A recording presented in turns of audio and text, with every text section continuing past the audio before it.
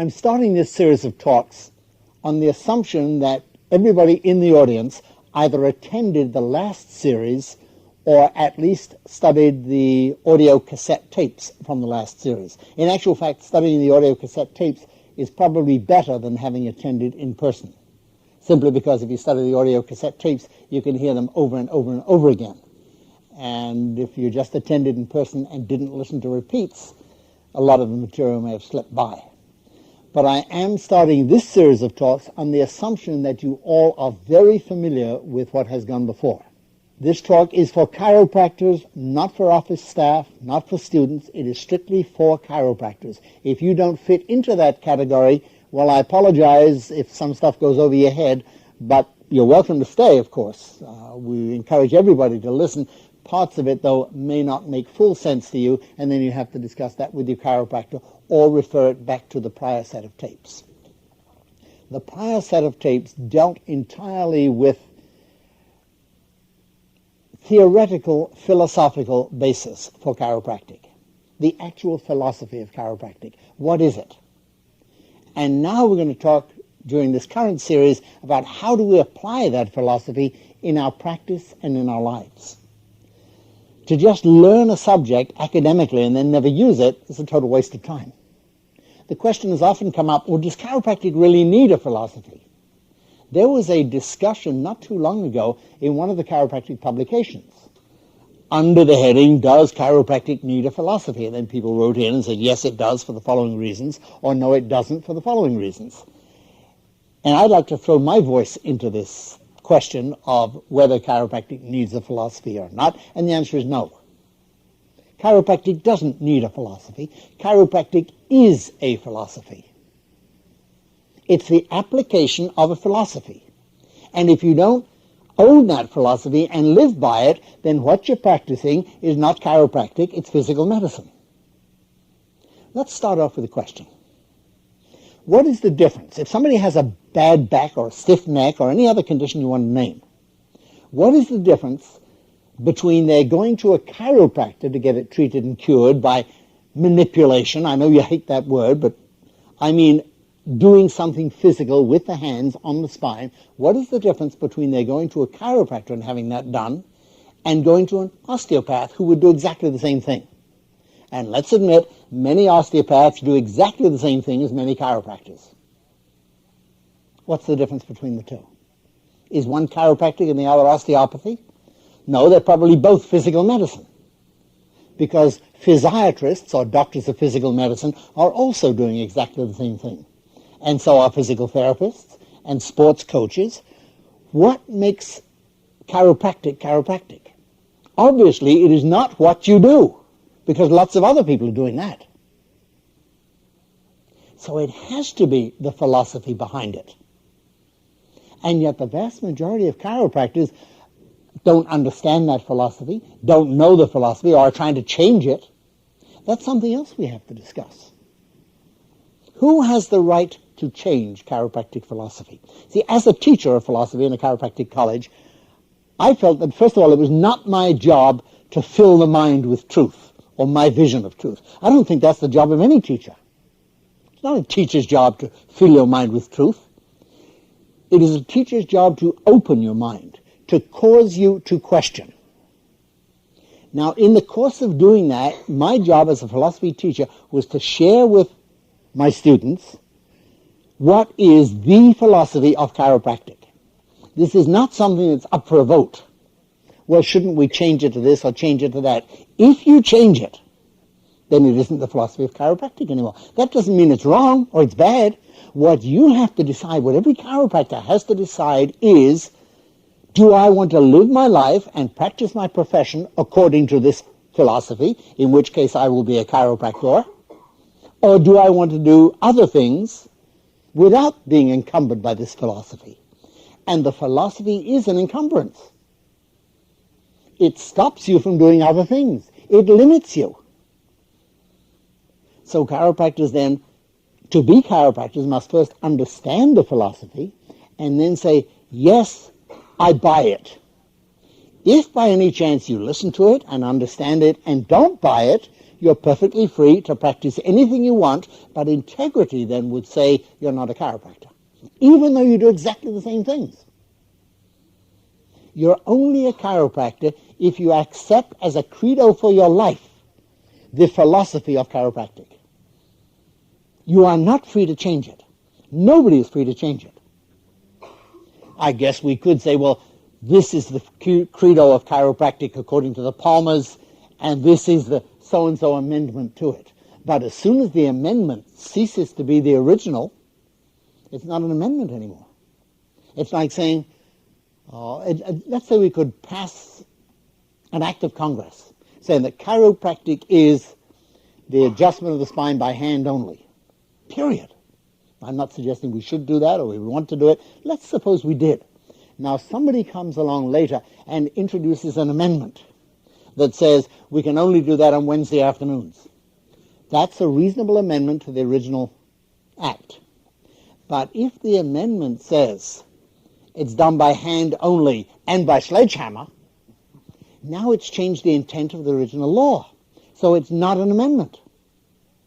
What I'm saying is you can't legitimately amend chiropractic by taking it away from its basic premise.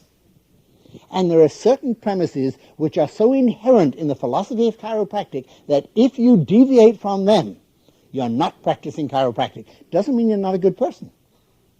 You can render tremendous service to humanity by adjusting subluxations for the treatment of backaches. I think it's wonderful, but it's not chiropractic. In order to fully understand this, we really have to go back in history a little bit and see how we got into this mess. You have to understand that D.D. Palmer was not a chiropractor. He was raised, maybe as you and I were, in a medical environment. And he opted for his professional life, or at least part of his professional life, to treat certain conditions by something that was called magnetic healing. And I don't really know what that was, and it's not even material to the discussion. But his purpose in life was to help sick people to get well. During the course of his doing this, he ran across Harvey Lillard, ran across the fact that Harvey Lillard's deafness was possibly caused by this twisting of the neck. And D.D. reasoned, hey, I bet if I untwist the neck, his body may be able to heal from this deafness. Maybe he'll hear again. And he tried that, and lo and behold, Harvey Lillard's hearing was restored. And I read Harvey Lillard's testimonial, in which he said, after 2 such chiropractic adjustments, 17 years of deafness disappeared. It's funny, I knew a chiropractor who never believed that story. He told me, he said, Reggie, I don't believe that stuff. Or I never did. I've adjusted hundreds of deaf people, and their hearing was never restored. I never believed the damn story. I think it's ridiculous. Or at least I did until last week, when one of my deaf patients got off the table and could hear. Now, when D.D. was involved in this, when he heard from Harvey Lillard, yes, my hearing is better, after 2 adjustments. Here's a guy who's been so deaf for 17 years that standing on the 3rd floor of this building in Davenport, Iowa, he could not hear the iron wagon wheels on the cobblestones below. Tell me something. How many deaf people do you think you'd have to adjust before one got his hearing restored? You realize how lucky we are that Harvey Lillard was the one? I mean, D.D. could have picked somebody else and said, hey, this stuff doesn't work. And we'd have never had a profession. But what happened was he adjusted this one, the hearing was restored, and D.D. Palmer said, hey, it works. I can cure deafness. First mistake. He assumed that because it worked on one person, it would work on all. And when all the other deaf people came in to have their hearing restored, chiropractic failed to cure the deafness. But then people began to report other conditions getting well. People with arthritis said, hey, the arthritis is not as bad. Somebody said the allergies are clearing up. The headaches are gone. The menstrual cramps are much better. This is better. That's better. And D.D. changed from a cure for deafness to a cure for all disease. And that's how chiropractic started. And if it had stayed that way, chiropractic and physical medicine would have been one and the same thing. Different ways of treating disease. Just as when a patient is sick and he goes to a physician, there are choices made. Should we treat this patient with surgery, with drugs, with psychiatric therapy, with diet? There are choices. And physical medicine certainly is one of the choices. And chiropractic could very easily have been a part of physical medicine, but for one thing. And that one thing was that D.D. Palmer and his son, B.J., developed a philosophy. Now, I'm not going to bother here giving credit to this one or that one. It doesn't matter a damn. Except that these two people took a profession whose purpose was to cure disease, and over many years developed an understanding and a philosophy that didn't deal with treating disease at all. They developed a philosophy of life based upon a vitalistic premise, a major premise that starts off, what has this got to do with the treatment of disease? This major premise that starts off, there is a universal intelligence in all matter, constantly giving to it all of its properties and activities, thus maintaining it in existence. And they went on to write about innate intelligence and mental impulses as differentiated from nerve impulses. And they developed a whole philosophy that had nothing to do with the treatment of disease. This was an understanding of life. Let's stop at this point and ask ourselves, what does the word philosophy mean? Philosophos. Philo is love, sophos, understanding, knowledge, wisdom.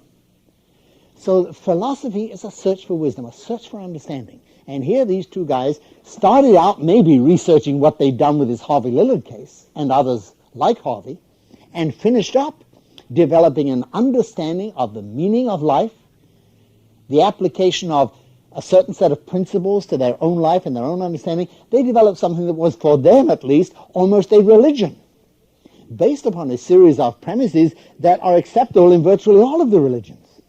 I find very little difference between the teachings of most religions and the teachings of chiropractic. Now, that doesn't mean chiropractic is a religion. It's a physical practice, isn't it? But it's a physical practice based upon an understanding of a set of philosophical principles. What happens if you practice the practice and ignore the principles? Very easy. It's not chiropractic. But doesn't it help people? Yes, it helps people, but it's not chiropractic. The thing that differentiates chiropractic from physical medicine or osteopathy or physical therapy is the philosophy. So now the Palmers have a real problem. They built a profession to treat and cure disease. And let's face another little thing that happened here in the beginning. How long do you think it was after Harvey Lillard had that first adjustment and his hearing was restored? How long do you think it was before all of Scott County Medical Society was up in arms saying there's another damn quack in town? How dare he cure disease? He doesn't even have a medical license. He didn't even go to medical school. He's a quack. Let's run him out of town. You know, of course, that medicine, more than any other profession that I know of, is totally, absolutely dedicated to getting rid of any competition that they might have. And if they can't get rid of them, they want to control them. That's their job. Now, here's this guy who's building a reputation as a healer, and he didn't go to med school. If you were the medical association, what would you do? I mean, people started to come from all over the country. And this is not the day where you just hop on a jet and fly from Seattle. If you want to get from Seattle to Davenport, Iowa, on a horse and buggy, it takes 10 weeks. And you presumably have to put the whole family there. And many of them did. And these horses and buggies were coming all over the country to get the miracle cure of these two Palmers. How do you think that made the MDs feel? I can imagine, I wasn't there, but I can imagine the tremendous pressure to run these quacks out of town. And yet somehow, in 30 short years, they not only survived, they built a profession of 30,000 practicing chiropractors. By 1925, there were 30,000 chiropractors. The vast majority of them, people who'd gone to Davenport, Iowa to get well, and said, this is fantastic, how can I learn? And BJ, who was by then running it, because D.D. had taken off somewhere else, BJ, who was running it, said, look, stay here. In 3 months, we'll teach you how to do it. And they learned, and they went out, and they were successful. And so now by 1925, there are 30,000 practicing chiropractors. States are beginning to license chiropractors. All of this stuff is happening in spite of all the tremendous pressure of the MDs to get rid of this one guy. How the hell do you do that when you're one person? Suppose Supposing it weren't BJ. We need to look at the personality involved here. Supposing it weren't BJ and Dee Dee, supposing it were you. All right? You have discovered chiropractic. You're the only chiropractor on earth. And all of this weight and pressure is on you to make it impossible for you to practice. Would you survive? Would chiropractic survive? That's a good question. If you were the only chiropractor on earth, would chiropractic survive? Do you have the guts, the commitment, the knowledge, the understanding, the strength to build a profession in the face of such opposition? Because you see, so many chiropractors are cracking under pressure, saying, well, I'd like to be a real chiropractor, but the insurance companies won't let me. Who the hell put the insurance companies in charge of your life? You did, because you wanted their money. If you didn't want their money, they couldn't run your life, could they? The one who holds the purse strings calls the shots. So chiropractors say, well, we have to do it this way. The insurance companies insist. Forget the insurance companies insisting. We didn't need the insurance companies in the first place. We chose them. So now we can't blame them for our condition. Let's see what happened. The Palmers made this profession grow and grow. You know how they did it? They sold it on the basis that it works. That was it. It works. All of these people come to Davenport. They throw away their crutches and their wheelchairs. Those who are supposed to die, a lot of them don't. You'll notice there are no recordings of all of those who are supposed to die and did. There are no recordings of those who came on crutches and wheelchairs and went away on crutches and wheelchairs. We don't keep those records. They're ridiculous. So we kept the records of all those who got well, and we said, you see, chiropractic works. And the idiots out there bought it. Now, here we have a philosophy that has nothing to do with getting sick people well, and we have a profession and a practice that has nothing to do with anything but getting sick people well. Dichotomy. And these early chiropractors, for their entire life, were riding two horses going in opposite directions. There's one, the practice of chiropractic, getting sick people well and proving its value by showing its results. There is the philosophy of chiropractic that has nothing to do with getting sick people well. You know what the philosophy is, very simply? Aside from the philosophical background, the practical application of the philosophy is very simple. Chiropractors believe, for some odd reason, that people who are free from vertebral subluxation function better than people who are subluxated. That's all. That's our major belief. I mean, it stems from a whole lot of philosophical understanding, but practically, from the practice standpoint, I believe that when you're subluxated, it messes up your body's ability to function right. You believe that? Why? If nobody proved it to you, if nobody showed you, why do you believe it? You believe it because it makes sense. This is the difference between philosophy and the inductive proof of results. One of the things that sets chiropractic apart from the healing arts, notice I did not say from the other healing arts, because I don't consider chiropractic should be a healing art. I consider it should be a philosophy and an application of that philosophy. And the thing that sets that philosophy apart from the healing arts is that the healing arts need to prove that their treatment works. Why would you continue with the treatment if it doesn't work? Obviously, you use inductive reasoning. You adjust 10 people and say, look, 9 out of 10 got well, the damn thing works. No, it works some of the time, which means it's not a principle at all. As a principle, it needs to work 100% of the time. If you adjust 100 people and 99 get well, you have no principle. If your goal is to get people well, then what you're doing doesn't work 100% of the time. And so, well, nothing works 100% of the time. Yes, it does. Principles work 100% of the time. If you want to play the percentage game, get into medicine. Chiropractic teaching says every human being, without exception, every human being who has a vertebral subluxation is less of a human being because of that. Their life is interfered with. Well, I don't see any difference. You don't have to see a difference. One of the things we have to understand is that you don't need to see a difference to know that there is a difference. Archimedes sat in the bathtub and dropped the soap. And when the soap sank, he wasn't using ivory, the soap sank to the bottom, and he noticed that the water rose. And he discovered a principle of displacement of water. and learned, incidentally, how to measure the volume of irregular objects. You immerse them in water, and then you measure the amount that the water rises, and you know the volume of the substance you dropped in. Every high school kid knows this. Well, does that mean if you were to go out into the Pacific Ocean and drop your ballpoint pen over the side of a ship, that the ocean would rise? Yeah, it means just that. That's ridiculous. It's ridiculous, but it's truth. How do you know that? You never saw it. It's true, you can't measure it.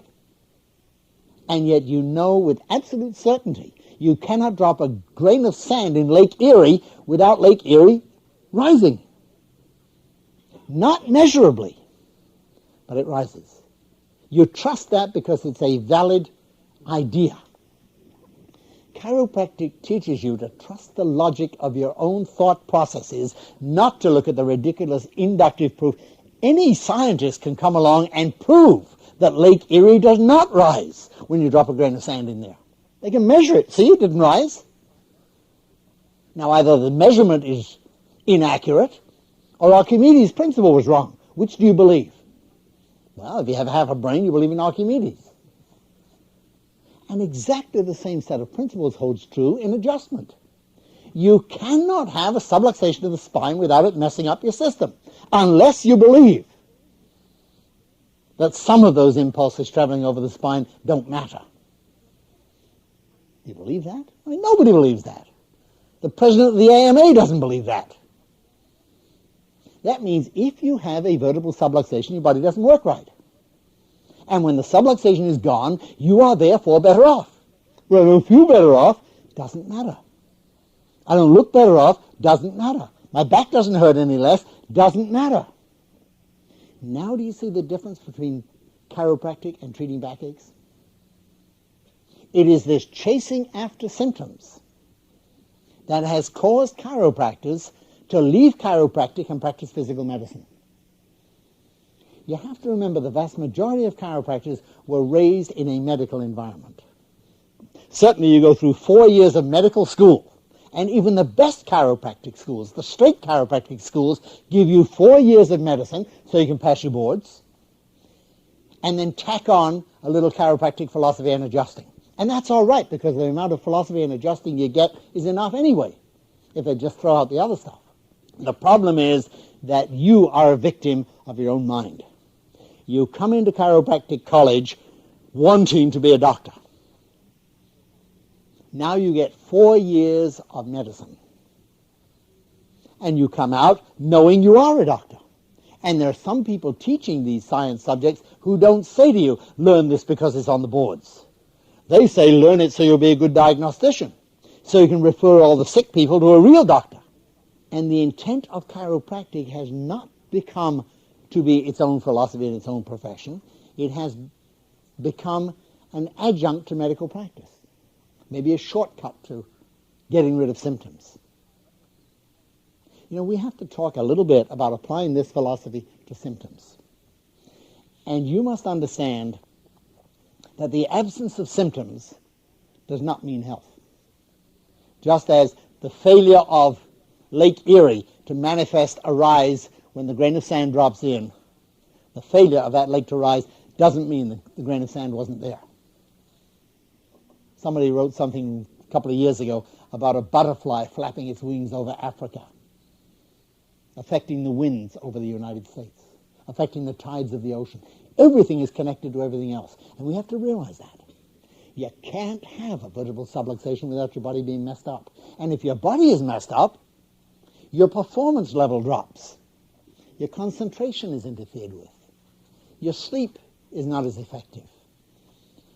Your athletic ability suffers. Your relationships with other people suffers. Your ability to function as a chiropractor is interfered with. I'm damned if I want to go to a subluxated chiropractor. You know what my vision is for this whole chiropractic thing? I would love to be able to go to the airport one day and get on a plane, secure in the knowledge that the 300 lives in the hands of that pilot may be safe because the pilot is not subluxated. See, they won't let the pilot fly if he's been drinking alcohol or using dope. But damn it, they let him fly subluxated. And I fly a hell of a lot. And every time I get on that plane, I think, I bet this bastard's subluxated. I would love to be able to know that when my kids go to school, the teacher's not subluxated. That the cop on the street carrying a gun trying to save my life is not going to blow my head off because of subluxation. I want to live in an unsubluxated world. It has nothing to do with goddamn backaches. I really want to lift chiropractic out of this backache gutter. And the only way we're going to do it is through an understanding of and a commitment to the real philosophy of chiropractic, not a dependence upon symptoms.